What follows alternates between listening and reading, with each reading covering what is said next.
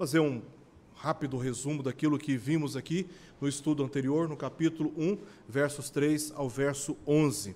O intuito de Pedro, nesta passagem, foi de afirmar que há uma abundância de graça e paz disponível para todos os que confiam no testemunho que o Evangelho dá sobre Deus e Jesus, o nosso Senhor. Recentemente, eu estive dirigindo uma cerimônia de casamento e, num período pré-nupcial, eu disse para o casal, se vocês desejam que, de fato, a bênção de Deus repouse sobre a vida de vocês, é muito importante que vocês entendam a necessidade de conhecer a palavra de Deus e de obedecer o que diz a palavra de Deus. Nós não podemos esperar que Deus disponha sobre nós graça e paz quando nós trilhamos um caminho diferente. A bênção de Deus está disponível no caminho que Ele traçou para cada um de nós. E o intuito de Pedro foi de trazer exatamente esta consciência aos seus destinatários, que há uma abundância de graça e de paz para todos que confiam no testemunho do Evangelho a respeito de Deus e de Jesus, o nosso Senhor. Então, nesta confiança, nós perseveramos, exercitamos aquilo que a Escritura diz, que pelos sofrimentos, pelas provações, nós experimentamos e recebemos e aprendemos a ser pacientes. Quanto mais sofrimento somos submetidos, quanto mais provas somos submetidos, mais pacientes nós nos tornamos. Aí alguém vai dizer para você assim, nossa, mas esse irmão é tão paciente.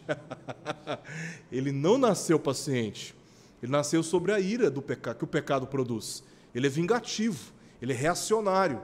Mas à medida que nós sofremos, quebramos a cabeça, frustramos os nossos planos, somos frustrados nos nossos relacionamentos, nós vamos aprendendo a ser mais seletivos. Então já não é mais qualquer sofrimento, já não é mais qualquer frustração, traição de confiança que nos abala. Nós conseguimos já desenvolver uma certa paciência no meio do sofrimento. Então, essa paciência, e Pedro não se refere apenas à capacidade de suportar pressões externas, mas internas, de dúvidas provocadas pelos falsos pregadores que tentam minar a confiança no Evangelho. Quando nós éramos novos na fé, facilmente nós nos escandalizávamos por muitas coisas. Até hoje, pessoas muito antigas na igreja, que congregam a igreja há tantos anos, por causa de exposição de um problema dentro da igreja, alguns ainda ficam tão abalados que dizem imediatamente, precipitadamente, no calor das suas emoções, vou sair desta igreja, essa igreja não serve mais para mim.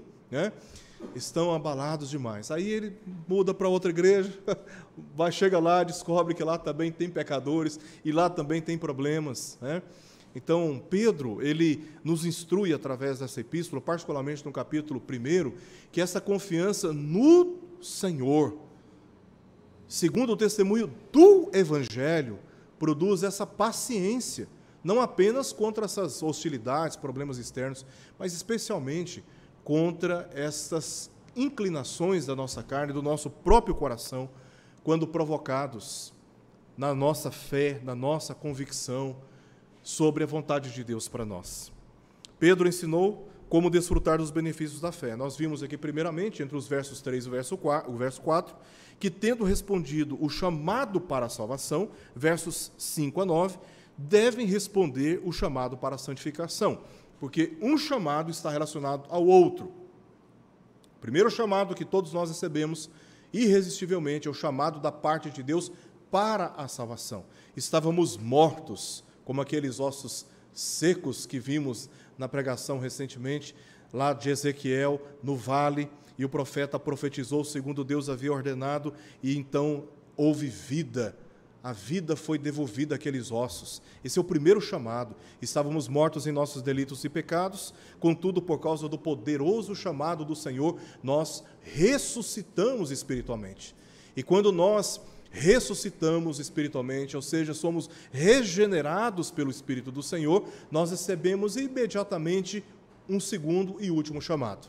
O chamado para agora sermos santificados através da palavra de Deus. Então, um chamado está relacionado com o outro chamado. Uma vez salvos para vivermos em santidade, em obediência à palavra de Deus. Apenas ouvir a palavra de Deus não santifica a nossa carne, não santifica os desejos do nosso coração. Mas é no exercício da fé que somos santificados, porque é nesta hora que somos confrontados nas nossas inclinações e temos que fazer uma opção em sermos leais ao Senhor e não leais mais à nossa carne. E por fim, Pedro afirma aquilo que ele esperava de todos os crentes que, tendo sido chamados para a salvação e que estavam vivendo em santificação, que eles confirmassem assim a sua vocação e eleição, é o que ele diz no verso 10 e verso 11. Tá bom? Hoje o texto que nós estaremos estudando, na sequência, versos 12 ao verso 21 do capítulo 1. E o texto diz assim, está aí na nossa projeção para facilitar também, caso você tenha uma versão diferente. A leitura que farei aqui é da Almeida Revista Atualizada. Diz assim: por esta razão, sempre estarei pronto para trazer-vos lembrados acerca destas coisas, embora estejais certos da verdade já presente convosco e nela confirmados. Também considero justo, enquanto estou neste tabernáculo, despertar-vos com essas lembranças, certo de que estou prestes a deixar o meu tabernáculo, como efetivamente nosso Senhor Jesus Cristo me revelou. Mas de minha parte esforçar-me-ei diligentemente por fazer que, a todo tempo, mesmo depois da minha partida, conserveis lembrança de tudo. Porque não vos demos a conhecer o poder e a vinda de nosso Senhor Jesus Cristo, segundo fábulas engenhosamente inventadas, mas nós mesmos fomos testemunhas oculares da sua majestade. Pois ele recebeu da parte de Deus Pai honra e glória, quando pela glória excelsa lhe foi enviada a seguinte voz: este é o meu Filho amado, em quem me comprazo. Ora, esta voz, vinda do céu, nós a ouvimos quando estávamos com ele no Monte Santo. Temos, assim, tanto mais confirmada a palavra profética, e fazeis bem em atendê-la, como a uma candeia que brilha em lugar tenebroso, até que o dia clareie e a estrela da alva nasça em vosso coração. Sabendo primeiramente isto, que nenhuma profecia da Escritura provém de particular elucidação, porque nunca jamais qualquer profecia, ele está se referindo à profecia do Antigo Testamento, nunca jamais qualquer profecia foi dada por vontade humana. Entretanto, homens santos falaram da parte de Deus, movidos pelo Espírito Santo. Então, se você der uma olhada no texto, assim, rapidamente, você vai perceber que do verso 3 ao verso 1, nós temos aqui praticamente um parágrafo só. Aí, do verso 16 até o verso 21, é um outro parágrafo concluindo o capítulo 1. Então, nós temos exatamente neste meio os versos 12 e verso 15. Este é um interlúdio que serve para vários propósitos aqui na perspectiva do apóstolo Pedro. Primeiramente, óbvio, né? Esse interlúdio, versos 12 e verso 15, aponta para o que Pedro escreveu nos versos 3 ao verso 11. Então, você lê aquilo que ele diz até o verso 11, verso 3 ao verso 11, você capta um assunto. Aí você lê depois o verso 16, verso 12, 16, até o verso 21, você capta um outro assunto. Aí você para e pensa, mas que relação há entre esses dois assuntos? Tá? Então, Pedro estabelece meio que uma ponte aqui. É o que nós temos, versos 12 ao verso 15. E aqui, obviamente, Pedro está se referindo, primeiramente, àquilo que ele disse antes. Veja como ele começa o verso 12. Por esta razão. Então, esse interlúdio, Pedro está chamando a atenção para aquilo que ele disse antes. Mas também serve como uma ponte para o restante de toda a epístola. Se você lê a partir agora do verso 16 até o final do capítulo 3, parece que é um só assunto. E a preocupação do apóstolo Pedro foi de preparar os seus leitores para aquilo que ele vai tratar a partir do capítulo 2. Então, esse interlúdio, ele serve como uma ponte para o restante da epístola. Verso 16, ele diz, vos demos a conhecer. Vocês nós, lá, não se referindo aqui à primeira epístola, né, mas certamente, quando o apóstolo Pedro esteve entre eles, naquelas principais cidades da Ásia Menor, depois ele vem e rever o ensino que ele transmitiu através da primeira epístola, e agora na segunda epístola, Pedro está dizendo: nós vos demos a conhecer exatamente aquelas verdades que estão mencionadas aqui, do verso 3 até o verso 11. Ele diz sobre os falsos mestres. Ou seja, eles obtiveram o conhecimento, foram advertidos no capítulo 2 sobre os falsos mestres, e aí no capítulo 3 ele diz: procuro despertar com lembranças a vossa mente esclarecida, para que vos recordeis as palavras que anteriormente foram ditas pelos santos profetas, bem como do mandamento do Senhor e Salvador, ensinado pelos vossos apóstolos. Então, Pedro está fazendo aqui essa ponte para aquilo que ele vai tratar depois sobre o conhecimento que eles têm, que deveria servir como base para lidarem com os falsos pregadores e também com as suas falsas doutrinas. Em terceiro lugar, expõe a epístola como as suas últimas exortações pastorais. Lendo o que nós lemos aqui, especialmente o verso 14 e verso 15, nós vemos um apóstolo que está encurralado pela morte. E ele tem, nesta ocasião, a oportunidade de dirigir as suas últimas palavras para os seus destinatários.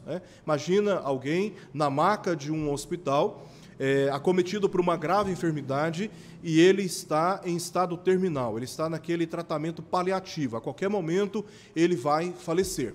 Então, este é um momento importantíssimo para você medir as suas palavras, escolher bem o que falar e com quem falar, para que você deixe a melhor mensagem possível às pessoas que você ama.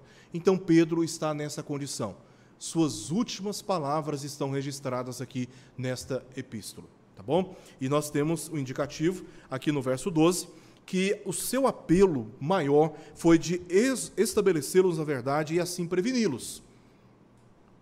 Então, são os filhos, entre aspas, do apóstolo Pedro. Então, ele está exortando esses crentes para preveni-los daquilo que eles teriam que enfrentar agora sem a presença do referido apóstolo. Os falsos mestres que veremos no capítulo 2. E também estimular a fé e a perseverança nessa fé, é o que nós lemos no verso 15. Ele diz lá no finalzinho: conserveis lembrança de tudo. Ele está falando essas coisas para conservar na mente dos seus destinatários a lembrança de tudo aquilo que ele tinha ensinado. Vocês não podem se esquecer disso. Agora, trazendo para o nosso momento, dizendo aos irmãos, à luz da palavra de Deus, vocês não podem se esquecer daquilo que está sendo estudado aqui. Os dias estão ruins, e eu não sou profeta de desgraça. Eu sou bíblico para dizer que eles vão se tornar piores. Não esperem dias melhores. Os dias vão se tornar cada vez mais difíceis para serem vividos. Em todos os aspectos. Eu não me refiro apenas à hostilidade religiosa contra os cristãos. Eu me refiro à relativização da palavra de Deus, à relativização, por causa disso, da moralidade humana. O apóstolo Paulo diz que os últimos tempos serão marcados pela ingratidão, pelo esfriamento do amor, pela desobediência dos filhos para com seus pais, e tudo isso está apontando para o fim. Os dias vão se tornando cada vez piores. Ontem, vim buscar os meus filhos aqui, que tinham chegado do acampamento, estava tendo uma algazarra ali na Avenida T7, por causa da festividade do Carnaval, ou Carnes Vales, né? Festa da carne, e aí eu fiquei assim, dentro do carro, comecei a orar, tomado por uma tristeza, por ver tantos jovens corrompidos como estavam. Uma moça muito jovem, eu imagino que ela deva ter uns, talvez, 14, 15 anos. Ela se assegurou num poste, eu estava parado no sinaleiro, ela se assegurou num poste e começou a simular atos libidinosos com o poste, ali publicamente, né? E eu dentro do carro pensando, gente, cadê os pais dessa moça? Onde estão os pais de tantos jovens? Muitos homens vestidos de mulheres. Não, uma coisa assim muito degradante do ponto de vista moral, né? Biblicamente moral. E aí eu peguei os meus filhos e fui fazendo uma reflexão com eles dentro do carro, né? porque estava tendo muita chuva e pegamos alguns pontos de alagamento, e aí fomos conversando com eles. E eu disse para eles, o que está acontecendo com essa geração é uma negligência de pais que abandonaram a palavra de Deus e por isso não transmitiram a fé para as futuras gerações. E este é um problema histórico, porque se você for nesses pais, estes pais não tiveram também instrução bíblica. Esse é um problema histórico. À medida que abandonamos a palavra de Deus, nós comprometemos não só a nossa espiritualidade e a nossa intimidade com Deus, nós, de forma covarde, nós comprometemos as futuras gerações, porque o que podemos e temos a transmitir para as futuras gerações se nós não estamos comprometidos com a verdade? Essa é a preocupação do apóstolo Pedro ao dizer aqui, no final do verso 15, de tudo que ele está falando para que eles conservem na lembrança deles tudo o que eles tinham sido ensinados. Essa é a preocupação. E o Evangelho chegou até nós porque homens tementes a Deus, mulheres piedosas, por gerações, guardaram esta verdade e transmitiram a nós. No meu caso particular foi a minha mãe, que orou por mim por muito tempo, que pregou o Evangelho, que insistiu comigo, que chorou por mim, que sofreu muito por mim, mas ela transmitiu o Evangelho para mim. E soberanamente, no tempo que Deus havia determinado, embora desconhecido para ela e também para mim, o Espírito Santo me chamou das trevas. E eu, irresistivelmente, me rendi aos pés do Senhor Jesus Cristo. E agora, eu tenho o dever de transmitir esta fé aos meus filhos. Como eles vão responder, é uma questão que eles têm que prestar contas diante daquele que julga retamente. Mas o meu dever é de transmitir a fé para os meus filhos. E este é o seu dever, você não pode se esquecer da palavra de Deus, para que você possa vivê-la e transmitir para as futuras gerações. E Pedro também, ele expõe as suas últimas palavras aqui, ele usa o método da repetição. Por 3 vezes ele fala sobre a palavra, usa o verbo lembrar. No verso 12, ele fala trazer-vos lembrados. Aí no final do verso 13, ele fala despertar-vos com essas lembranças. E no final do verso 15, conserveis lembrança de tudo. Ele está, nesses 4 versos, usando 3 vezes o verbo lembrar. Vocês precisam lembrar, vocês precisam lembrar, vocês precisam lembrar. E eu não sei vocês, mas o que eu percebo aqui é o apelo de um apóstolo que está apreensivo sobre como os seus destinatários, vamos pensar aqui, irmãos, ele não está discursando sobre uma pedra para uma multidão. Ele está escrevendo uma epístola. E talvez, até essa epístola chegar aos seus destinatários, ele já teria morrido. Então, como eles iam receber essas palavras? Então, Pedro está aqui cheio de emoções, cheio de expectativas, ansioso para que os seus destinatários recebessem essa epístola e se lembrassem de tudo aquilo que eles tinham sido ensinados. Tá? Então, Pedro, como já vimos no capítulo 1, ele está estabelecendo os fundamentos do caráter cristão. E nesses fundamentos, Pedro enfatiza a necessidade de conhecerem a salvação e também a Escritura. A salvação, versos 1 ao verso 11, e a Escritura, versos 12 ao verso 21. É assim que Pedro está fundamentando ou ensinando a fundamentar o caráter cristão. Pedro sabia que se os cristãos conhecessem a soberana obra da salvação, planejada e realizada pelo Deus Trino, não aceitariam mais viver segundo a corrupção das paixões que há no mundo. Se nós pararmos para meditar no estado em que nós nos encontrávamos, e eu não me refiro apenas ao comportamento e ao estado espiritual de perdição diante de Deus. Eu me refiro especialmente da condenação da qual Deus nos livrou, da condenação eterna. Sabe que você fechar os olhos na sua morte e você adentrar uma realidade irreversível, que ali não vai adiantar mais choro, pedido de apelação, pedido de clemência, pedido por misericórdia, ali não haverá mais misericórdia. Você agora haverá de viver eternamente, segundo as suas obras, o mérito da sua condição.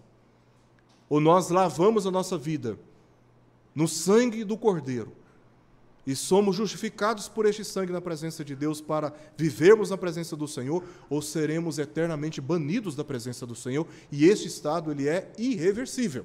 Então, só de meditar de onde Deus nos tirou, do império das trevas, já nos dá forças para resistirmos às paixões corrompidas que há no mundo. Existem muitos prazeres que Deus nos permite experimentar dentro dos limites da palavra de Deus, dentro dos limites do casamento. Quem não gosta de comer uma boa comida? Deus nos deu prazer para nos alimentar de uma boa comida, mas fora de determinados limites, o experimentar da boa comida pode nos levar a pecar. A glutonaria é um pecado. Então Deus estabeleceu alguns limites. E na presença do Senhor, os prazeres serão ilimitados, vamos chamar assim.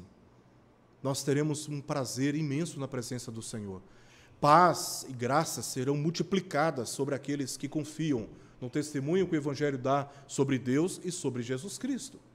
E nós adentraremos, como ele mesmo diz no verso 11, no reino eterno de nosso Senhor e Salvador Jesus Cristo. Então, sabendo que o Senhor nos salvou da condenação eterna, do banimento da sua presença, que Deus nos tirou de uma condição eterna, não apenas temporal, mas de uma condição eterna, de tristeza sem fim, de sofrimento sem fim, já nos dá força e encorajamento para resistirmos às paixões que há no mundo. Segundo lugar, Pedro sabia que se eles conhecessem a palavra de Deus, não apenas a salvação, mas se eles conhecessem a palavra do Senhor e confiassem nela, versos 16 ao verso 21, texto da nossa meditação aqui nessa noite, discerniriam os falsos pregadores e recusariam seguir suas doutrinas. Também, por se conservarem na verdade, não perderiam a esperança no glorioso retorno de Jesus e na confiança contra os mentirosos e injustos. É o que ele vai tratar a partir do capítulo 2 e capítulo 3. Então, conhecendo a palavra de Deus, nós somos capacitados a discernir os falsos pregadores, identificar os enganadores nesses dias, que Jesus já tinha alertado os seus discípulos e que os apóstolos, em todas as epístolas do Novo Testamento, enfatizam a mesma advertência. Cuidado com os falsos mestres, cuidado com os falsos pregadores. E essa advertência continua viva para nós hoje. Então, conhecendo a palavra de Deus, nós vamos discernir os falsos pregadores, suas heresias. E também estaremos prevenidos contra os enganos que tentam desviar a nossa esperança do glorioso dia do retorno de Jesus. Assim como estava acontecendo, olha só o dano de remover essa esperança, ou de termos a nossa atenção desviada dela. Paulo escreve aos Tessalonicenses da sua primeira epístola, advertindo aqueles crentes, e uma das razões porque Paulo estava advertindo aqueles crentes é porque eles tinham sido seduzidos por falsos pregadores que estavam pregando contra o retorno de Jesus. E porque eles começaram a perder a esperança no retorno de Jesus, vários problemas começaram a acontecer com os crentes. Problemas morais, sérios problemas morais. Inclusive, ele fala, vocês querem saber qual é a vontade de Deus para vocês? É que vocês se abstenham da prostituição. E que, neste quesito, ninguém defraude o seu irmão. Ou seja, provoque desejos, anseios no seu irmão que você não pode atender.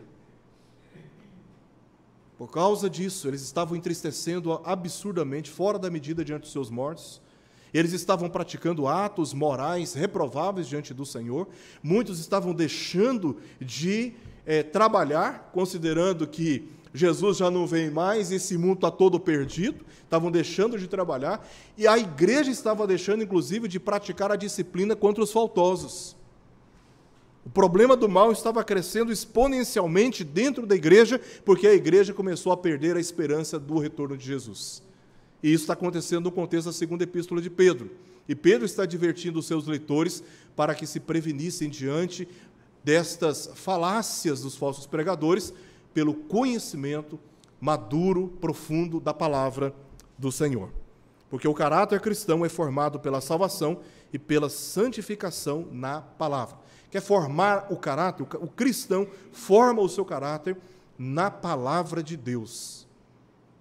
É na palavra de Deus. É a palavra de Deus que estabelece a direção. Ele estabelece o caminho, estabelece a direção e estabelece também os limites. Quando nós nos afastamos desse caminho, a palavra disciplina nosso entendimento, os nossos atos, as nossas decisões para o caminho da retidão. A palavra de Deus é fundamental para a formação do caráter cristão. Pedro faz 3 argumentos aqui sobre o valor da palavra de Deus na formação do caráter. O primeiro argumento dele, versos 12 ao verso 15, diz respeito à lembrança da palavra recebida. Eles deveriam conhecer a verdade. Eles já conheciam, a verdade, mas eles precisavam se lembrar. Pedro quase se desculpou. Se você olhar aí nas palavras, ele diz, por essa razão, sempre estarei pronto para trazer-vos lembrados acerca destas coisas, embora estejais certos da verdade já presente convosco e nela confirmados. Aqui Pedro parece que está assim, tendo muita cautela ao se dirigir aos cristãos, porque ele está considerando aqueles cristãos como cristãos que já sabiam, que tinham entendimento das coisas. Então ele não queria que os cristãos o entendessem mal. Não estava sendo crítico, nem sugeriu que estavam vacilando. Em vez disso, reconheceu que conheciam as verdades ensinadas anteriormente. Ele diz aqui 2 vezes, e sejais certos da verdade, e nela estão confirmados. Então, Pedro, primeira coisa, Pedro está ciente que esses cristãos conheciam a palavra de Deus. Como todos nós aqui conhecemos, eu acredito que sim, todos nós aqui conhecemos bem a palavra de Deus. Conhecemos bem a palavra de Deus. Contudo, ele usa uma conjunção aqui, no grego, kaiper, que quer dizer também, apesar de vocês saberem, apesar do conhecimento que vocês têm, e ele usa essa conjunção para introduzir uma advertência que justificou esta lembrança que ele está fazendo aqui, daquilo que eles já tinham sido ensinados. Um dos maiores problemas entre os cristãos hoje não é a falta de conhecimento dos conselhos de Deus, mas a falta de disposição para se comprometer com aquilo que dizem crer. Eu creio nessa verdade, eu creio nessa palavra, mas, na prática, como que muitos de nós acaba vivendo, acaba exercitando. Por exemplo, nós sabemos pela palavra de Deus que o casamento entre um crente e um incrédulo é um casamento que está comprometido com muitos conflitos. Eles podem se dar bem nas finanças, eles podem se dar bem na educação dos filhos, eles podem se dar bem nas tarefas domésticas, eles podem se dar bem nos estudos, um incentivando o outro, um dando cobertura para o outro. Mas eles não podem se dar bem naquilo que é mais importante para a vida de um casal, que é de andar nos caminhos do Senhor, amando o Senhor e a sua palavra. Porque um está espiritualmente vivo, ele ama o Senhor e ele quer congregar na igreja, ele quer que seus filhos sejam educados no caminho do Senhor, ele quer batizar os seus filhos, ele quer o culto doméstico dentro de casa, ele quer exercitar os seus dons e servir outros crentes, ele quer abdicar de certas práticas que antes o identificava com as paixões corrompidas do mundo, agora ele abre mão dessas coisas, de más companhias, suas leituras são selecionadas e destinadas à edificação da sua fé, mas o outro está espiritualmente morto. Ele não entende essa necessidade, ele vai interpretar a parte crente como um fanático religioso. Ele não vai conseguir responder, e nem pode conseguir responder, porque ele está espiritualmente morto. Mas nós, sabendo das orientações enfatizadas da palavra de Deus, tanto no Antigo como no Novo Testamento, olha o caso, por exemplo, de Salomão, que foi advertido por Deus para não se envolver com mulheres estrangeiras, senão elas seduziriam o seu coração e ele se tornaria idólatra. Olha o que aconteceu com Salomão. Ele se envolveu com mulheres estrangeiras, desobedecendo ao Senhor. E sabe o que aconteceu? Seduzido pelas mulheres, pela religião dessas mulheres estrangeiras, ele institucionalizou a idolatria nas terras de Israel. Fez grande loucura na presença de Deus, em desobediência ao Senhor. Mas sabemos que o casamento de um crente com um incrédulo, ele não é orientado pela palavra de Deus, nem pela nossa doutrina expressa nos símbolos de fé de Westminster, mas nós desobedecemos. Nós sabemos que congregar é um chamamento da parte do Senhor. E quando o povo se reúne e o povo está congregado, diz o texto que Deus ordena ali a sua bênção. Eu sou de uma época em que se afirmava abertamente, por isso eu não me sinto constrangido de fazer a mesma afirmação, de que os verdadeiros crentes congregam. É claro que existem exceções daqueles que estão enfermos, daqueles que estão padecendo algum tipo de problema muito sério, mas, em geral, crentes piedosos, eles congregam. Olha a vida de quem não congrega na igreja, que coloca desculpa para tudo, que sempre tem uma prioridade acima de estar no dia do Senhor, na casa do Senhor, congregado com o povo santo. Olha a vida dessas pessoas, a espiritualidade. Você pode ver que é tudo enfraquecido na fé, tímido, não tem integração nos relacionamentos, não tem vivência com o povo de Deus. Está perdendo a bênção que Deus ordena quando o povo está reunido. Está perdendo a bênção do Senhor. Então, o que falta para muitos de nós não é conhecimento, irmãos. Nós temos hoje na internet milhares e milhares e milhares de pregações disponíveis para ouvirmos, cursos oferecidos online, alguns cursos que são pagos em custos muito baixos. Nós temos hoje muita oportunidade de conhecermos a palavra de Deus. Hoje você tem muita literatura traduzida para a língua portuguesa, muitos escritores já publicaram livros. Inclusive um tal de Erickson já publicou aí uns 8 livros, né, que estão disponíveis, né, Kaique? Hoje tem muito material disponível para o nosso conhecimento. O que nos falta, irmãos, não são congressos, não são literaturas traduzidas. Não é igreja, que hoje nós temos praticamente uma igreja em cada esquina. O que falta para nós, muitas vezes, é compromisso. É a coragem de assumir a nossa fé publicamente e deixarmos de ser anônimos deste mundo. Pedro também afirma nos versos 13 ao verso 15, que eles deveriam permanecer firmes na verdade. Eles deveriam ser lembrados e eles deveriam permanecer firmes na verdade. Assim como Paulo, conforme lemos em 2 Timóteo capítulo 4, verso 6, Pedro se encontrava preso no mesmo local e ocasião em Roma. Estava ciente de seus últimos dias antes de sua crucificação, como predito pelo Senhor em João capítulo 21, versos 18 ao verso 19. Jesus disse para Pedro, num particular: você terá os seus braços estendidos e outros te cingirão. Você terá os seus braços estendidos. Aí no verso 19 diz que Jesus falou aquilo com referência ao modo pelo qual Pedro morreria.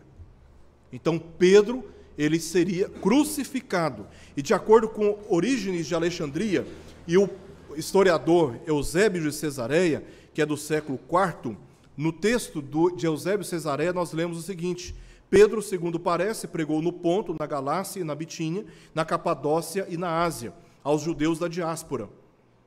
Por fim, chegou a Roma e foi crucificado com a cabeça para baixo, como ele mesmo pediu para sofrer. E aí Orígenes e o próprio Eusébio entra aqui num particular, né, que tudo indica que Pedro, ele não se sentiu digno de morrer como o seu Senhor, e por isso ele pediu para ser crucificado de cabeça para baixo.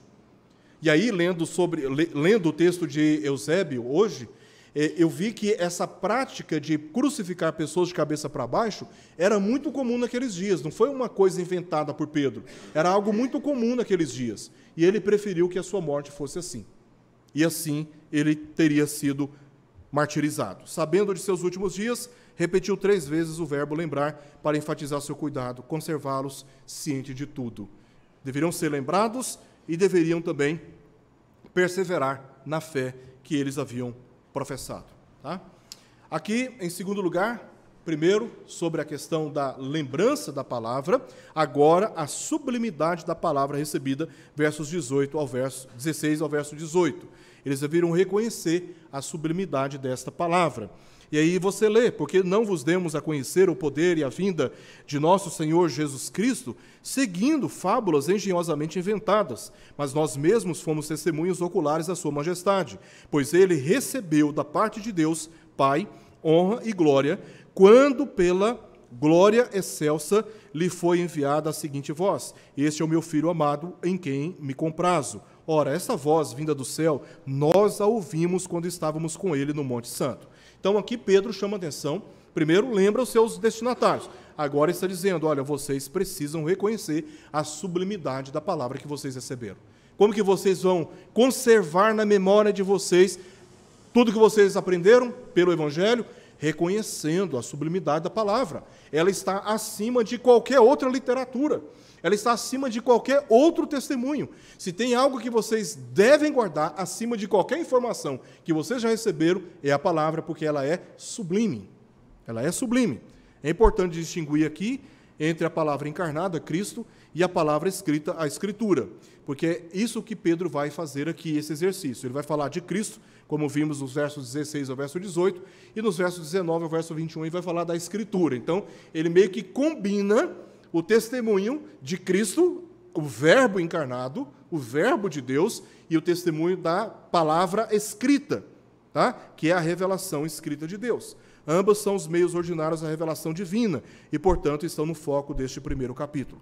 Notemos que Pedro intencionalmente relacionou o conhecimento de Deus e de Jesus, este conhecimento, no verso 3 e no verso 8, o conhecimento transmitido, versos 12 e verso 15, eles receberam esse testemunho, seja oral, seja também por escrito, tá? O testemunho pessoal de Jesus, ele viu Jesus glorificado, versos 16 ao verso 18, e os registros apostólicos deste conhecimento. Está tudo relacionado, tudo relacionado. O conhecimento de Deus e de Jesus, o conhecimento transmitido, o testemunho que eles tiveram, que ele teve junto com outros apóstolos de Cristo, e os registros, as escrituras que os apóstolos fizeram deste conhecimento todo. Ele enfatizou que a fé é resultado da revelação de Deus, através da palavra e de Cristo, historicamente comprovada. Historicamente comprovada. A fé vem por ouvir, e ouvir a palavra de Cristo. Então, é o testemunho dado de Cristo que transmitia e transmite a fé redentiva. Então, se ouve o testemunho de Cristo, e pelo ouvir a palavra de Cristo é que nós recebemos pelo Espírito a fé, para crermos nele. Diferentes dos livros apócrifos da época, e haviam muitos livros, tanto no período da Antiga Aliança, muitos livros apócrifos, e no período dos apóstolos, vários livros foram surgindo, né? Não eram apenas os escritos dos apóstolos, e vamos nos lembrar que Pedro está se dirigindo aqui a não apenas judeus convertidos, mas também a inumerosos gregos que foram convertidos. E havia naquela época, como ainda há hoje, muitos livros lendários que falavam sobre o fim dos tempos, a vinda de um Messias. Quem gosta de assistir aqui, por exemplo, filmes de super-herói, né? Eu não sei se vocês já perceberam, muitos desses filmes de super-herói, eles têm na sua estrutura histórica de roteiro a história da redenção. Alguém com superpoderes que vem ao mundo é humilhado, mas ascende com esses poderes para salvar a humanidade. Olha, por exemplo, o caso do Superman que tem filho de Kal-El, né? Que vem na história de um outro mundo e que recebe a sua força pela luz do sol. E ele é super poderoso e ele está no mundo entre os homens, vive como os homens, ele vive como os homens e ele está no mundo para salvar o mundo dos maus, né? É muito semelhante com a história da redenção que nós temos na Escritura, sobre Jesus tendo vindo dos céus, se humilhado como homem, vivido como homem, para salvar o mundo pelos seus poderes de salvação, revelados na cruz e na ressurreição. E naqueles dias havia muitos livros assim, com muitas histórias lendárias.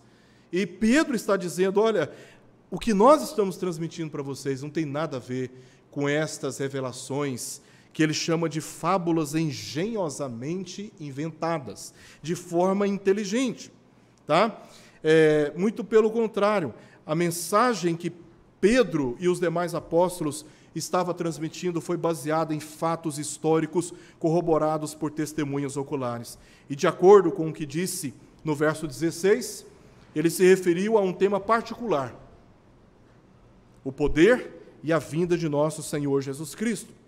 Ele já havia falado sobre a entrada do reino eterno no verso 11 do capítulo 1, como um dos fundamentos da esperança cristã.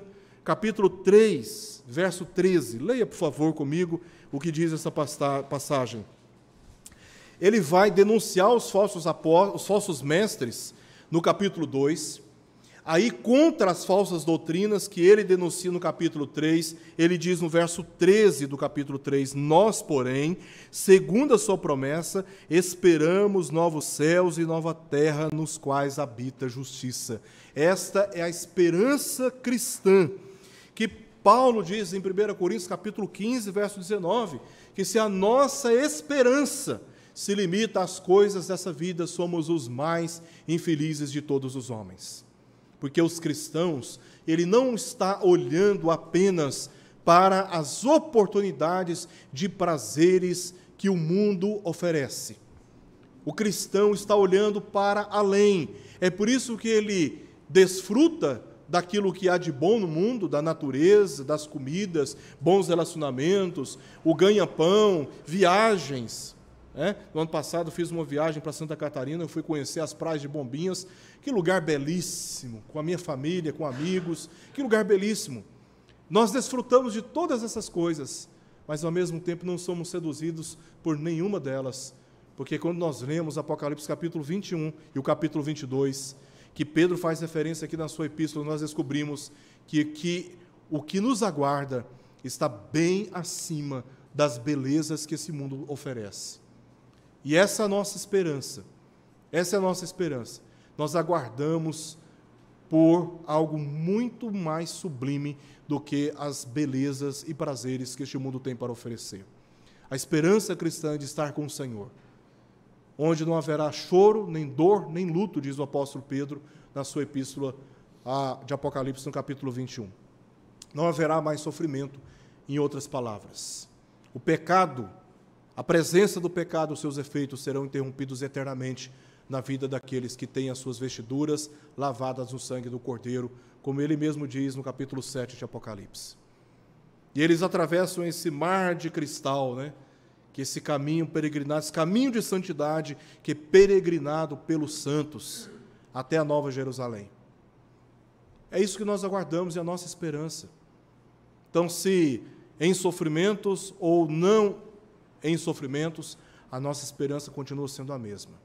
Maranata, vem, Senhor Jesus, diz a igreja, e quem tem ouvidos, ouça o que o Espírito diz às igrejas. Maranata, vem, Senhor Jesus, e ele responde, eis que venho sem demora. O Espírito pela igreja clama, Maranata, vem, Senhor Jesus, e o próprio Filho de Deus responde na revelação do Apocalipse, eis que venho sem demora. Não há retardo na sua vinda. Está marcado o dia, o mês e o ano exato da vinda de Cristo. E ele pode vir a qualquer momento. Nós desconhecemos esse dia. Não sabemos exatamente o dia em que Jesus virá. Só sabemos da verdade maior, que ele virá e ele está vindo.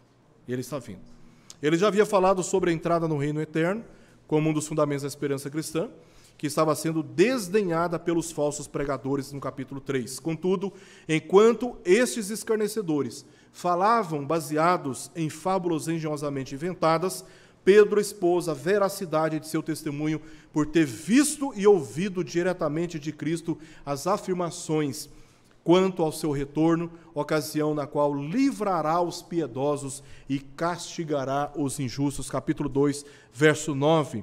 E porque o Senhor sabe livrar da provação os piedosos e reservar sob castigo os injustos para o dia do juízo. Ele se referiu aos eventos no alto monte. Ele estava com Pedro, estava com Tiago e com João, neste monte que Jesus os levou. E ali, no topo deste monte, a glória do Senhor os envolveu.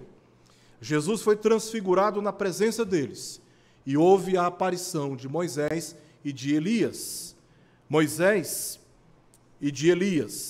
Então, quando ele diz aqui no capítulo 1, no verso 17, que ele recebeu da parte de Deus, final do verso 16, ele diz, fomos testemunhas oculares da sua majestade. Verso 17, pois ele recebeu da parte de Deus Pai honra e glória, quando pela glória excelsa lhe foi enviada a seguinte voz: este é o meu filho amado, em quem me comprazo. Ele está se referindo a essa experiência que Mateus registra no capítulo 17 e Marcos no capítulo 9, algo que já havia mencionado na primeira epístola. Lá na primeira epístola, no capítulo 1 e no capítulo 4, Pedro faz menção sobre o dia do retorno de Cristo. Pedro queria que os cristãos olhassem além da primeira vinda de Cristo, para o tempo em que ele retornará com a mesma honra e glória que testemunhou no monte. E aqui é um episódio marcante também na história de Pedro, né? Porque Pedro viu Jesus de uma forma distinta de outros apóstolos, tanto ele quanto João e Tiago, né? Eles viram Jesus de uma forma glorificada. E aí, no capítulo 1, no verso 9 ao verso 11, nós temos ali Jesus em estado de glória, sendo assunto aos céus, e ele cercam Jesus, que está ascendendo aos céus, dois varões, dois anjos, e eles falam para os discípulos: a maneira como vocês estão vendo este Cristo glorificado subir, será o mesmo modo pelo qual vocês verão ele descer. E as nuvens encobriram Jesus, e Jesus desapareceu na frente deles. Então, eles viram Jesus no estado de glória, de forma maravilhosa, assim como ele haverá de voltar. Da mesma forma como ele subiu, será também o seu retorno. Pouco tempo depois, nós estamos nos referindo aqui ao capítulo 1 de Atos, né? Poucos dias depois, na sua famosa pregação em Jerusalém, a igreja primitiva, depois que houve aquela manifestação do poder do Espírito sobre a igreja que estava orando, e aqueles crentes, no poder do Espírito, passaram a dar testemunho das maravilhas de Deus, né? Do poder de Deus, e o próprio texto fala sobre isso em muitas línguas. Então, na sua mais famosa, talvez, pregação na cidade de Jerusalém, Pedro revelou essa mesma doutrina. Ele fez menção no capítulo 2 e no capítulo 3 sobre o retorno de Jesus, como Jesus haverá de voltar. Se você puder abrir aí rapidamente, capítulo 2 de Atos, verso 32 e verso 33, Pedro diz assim: a este Jesus Deus ressuscitou, do que todos nós somos testemunhas. Aí ele fala desse estado de glória que nós lemos no capítulo 1, versos 9 ao verso 11. Exaltado, pois, à destra de Deus, tendo recebido do Pai a promessa do Espírito Santo, derramou isto que vedes e ouvis.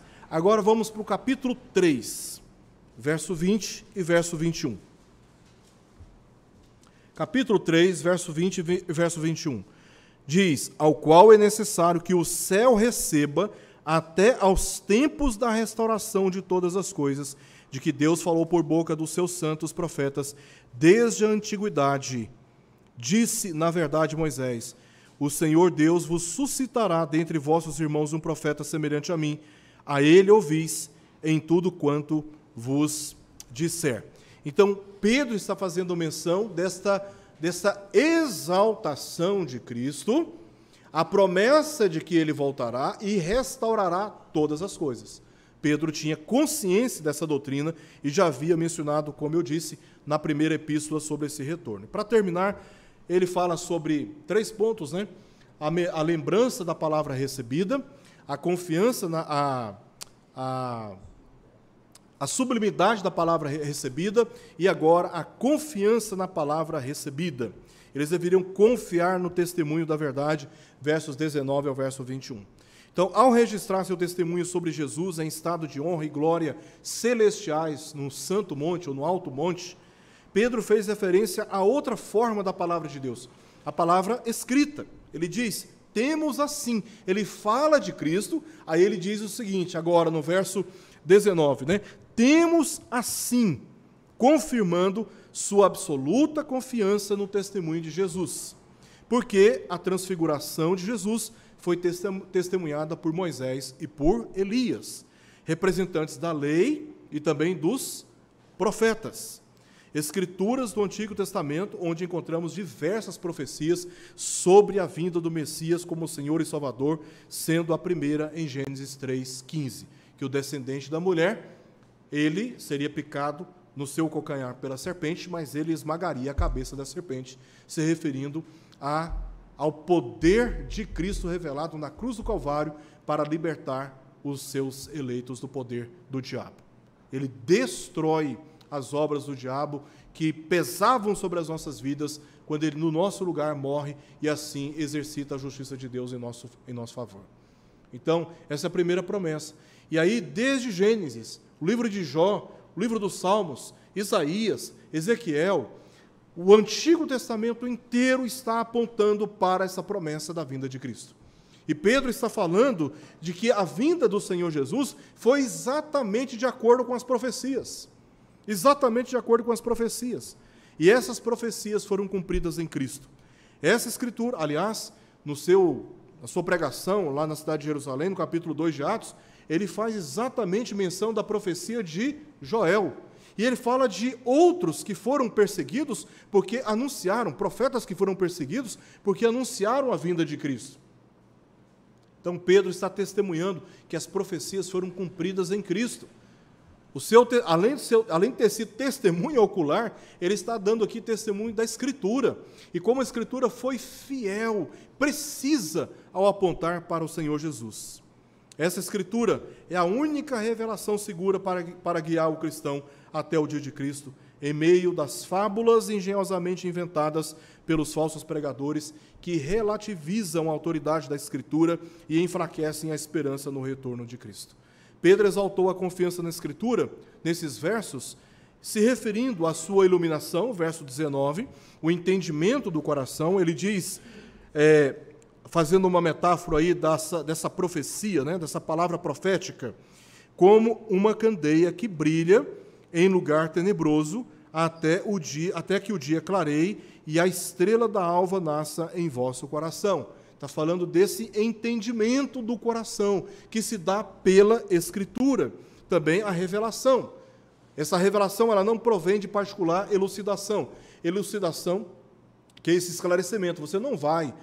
Paulo fala isso em Gálatas, capítulo 1 também, sobre a sua experiência. Olha, a sabedoria que eu obtive não foi através de homem algum, ou seja, o que ele sabia, o que ele pregava, não tinha origem no homem, não tinha livro nas literaturas rabínicas, não tinha origem em história dos judeus, do povo de Israel.